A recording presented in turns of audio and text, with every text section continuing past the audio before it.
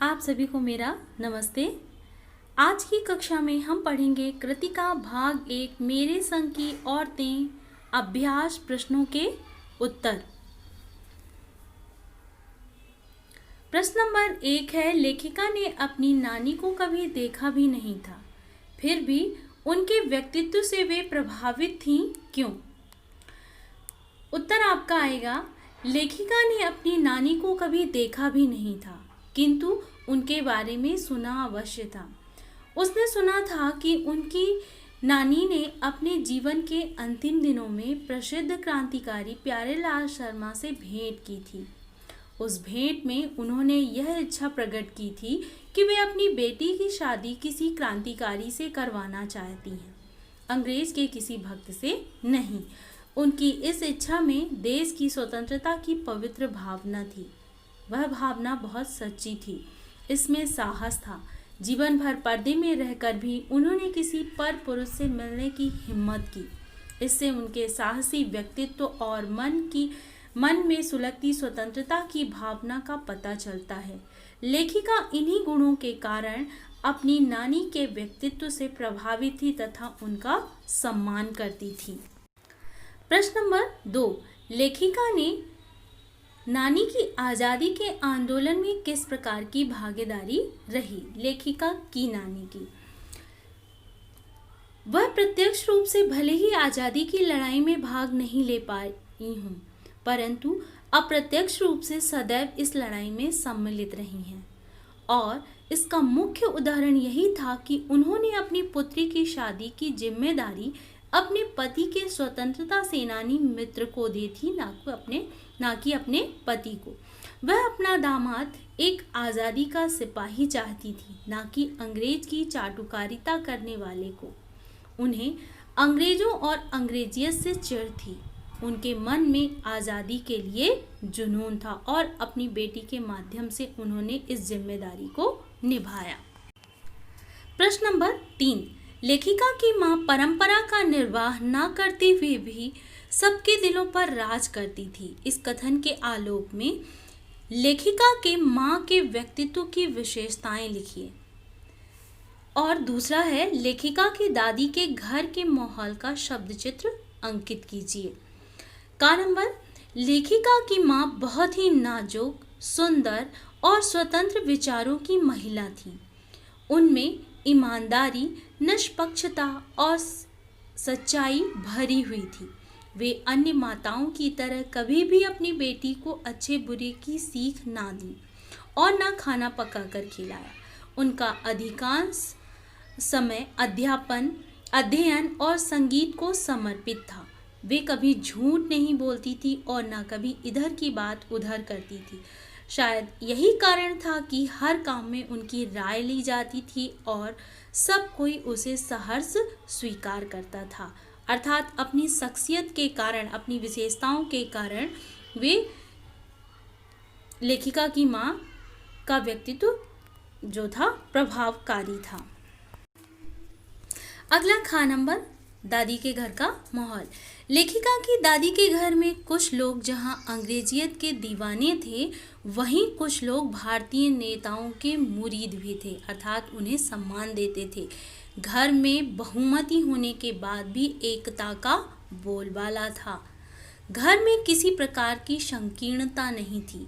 सभी लोग अपनी अपनी स्वतंत्रता एवं निजता बनाए रख सकते थे। घर के बच्चों के लालन पालन पोषण में घर के सभी लोग जिम्मेदार थे। कोई भी सदस्य अपने विचार किसी पर थोप नहीं सकता था। इस प्रकार हम कह सकते हैं कि घर का माहौल अमन चैन से भरपूर और सुखद था। अगला प्रश्न, आप अपनी कल्पना से लिखिए कि परदादी ने पतोहू के लिए पहले बच्चे के रूप में लड़की पैदा होने की मन्नत क्यों मांगी? दादी जी एक सामान्य महिला थी।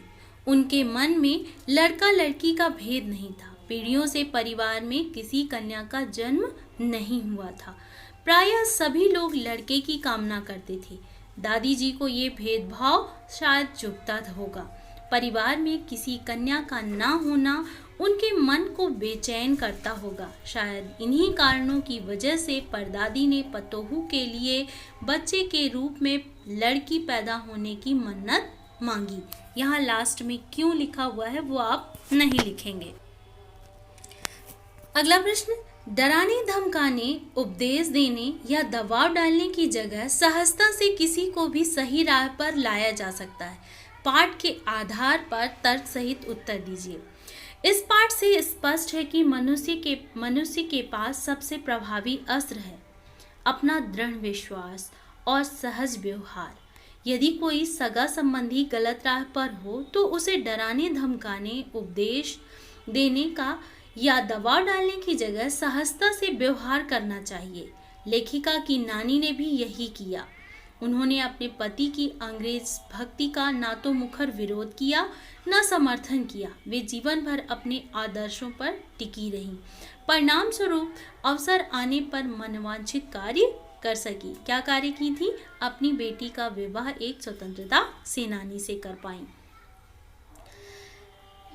लेखिका की माता ने चोर के साथ जो व्यवहार किया, माता अर्थात दादी ने, वह तो सहजता का अनोखा उदाहरण है। उसने ना तो चोर को पकड़ा, ना पिटवाया, बल्कि उससे सेवा ली और अपना पुत्र बना लिया। उनके पकड़े जाने पर उसने उसे उपदेश भी नहीं दिया। उसने इतना ही कहा कि अब तुम्हारी मर्जी, चाहे चोरी करो या खेती। उसकी इस सहज भावना से चोर का हृदय परिवर्तित हो गया। उसने सदा के लिए चोरी छोड़ दी और खेती को अपना लिया। यहाँ पर भी आप उसने लिखा है तो आप लिखिएगा उन्होंने, उन दादी। अगला प्रश्न, शिक्षा बच्चों का जन्मसिद्ध अधिकार है। इस दिशा में लेखिका के प्रयासों का उल्लेख कीजिए। शिक्षा बच्चों का जन्मसिद्ध अधिकार है। लेखिका को यह बात पूरी तरह से समझ में आ गई जब उनके 2 बच्चे स्कूल जाने लायक हुए। लेखिका कर्नाटक के एक छोटे कस्बे में रहती थी।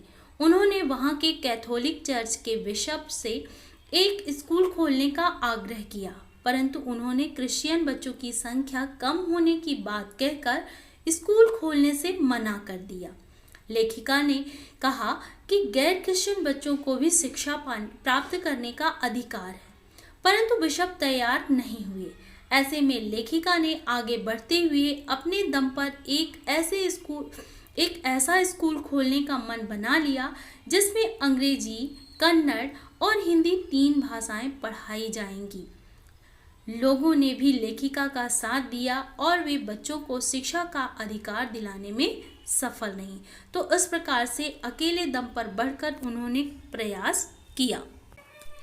प्रश्न नंबर 7, पाठ के आधार पर लिखिए कि जीवन में कैसे इंसानों को अधिक श्रद्धा भाव से देखा जाता है। उत्तर आपका आएगा, प्रस्तुत पाठ के आधार पर यह कहा जा सकता है कि जो लोग कभी झूठ नहीं बोलते और सच का साथ देते हैं, जो किसी की बात को इधर उधर नहीं करते अर्थात चुगलखोरी से दूर रहते हैं, जिनके इरादे मजबूत होते हैं, जो हीन भावना से ग्रसित नहीं होते तथा जिनका व्यक्तित्व सरल, सहज एवं पारदर्शी होता है, उन्हें पूरा समाज श्रद्धा भाव से देखता है। और उदाहरण तो आपने पाठ में पढ़े ही हैं।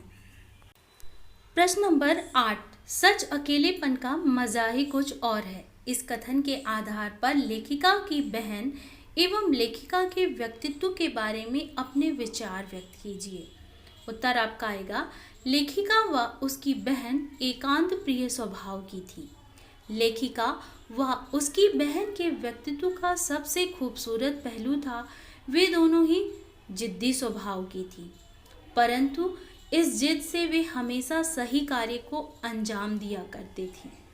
लेखिका की जिद ने ही कर्नाटक में स्कूल खोलने के लिए प्रेरित किया था। वे दोनों स्वतंत्र विचारों वाले व्यक्तित्व की स्वामिनी थी और इसी कारण जीवन में अपने उद्देश्य को पाने में सदा आगे रहीं।